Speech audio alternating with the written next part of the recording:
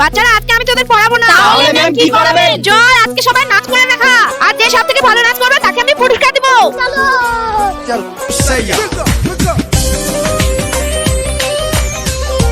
এই ঠিক আছে তুই যা এবার।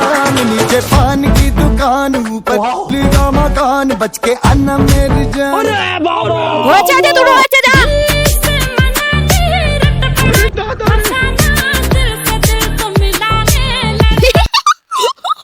হয়েছে যা, তুই বড় হয়ে অনেক বড় ডান্সার হবি।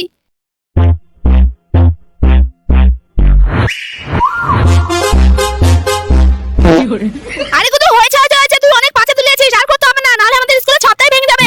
আমাদের সবারই তো ডান্স কমপ্লিট, বলুন না কে ফার্স্ট হয়েছে?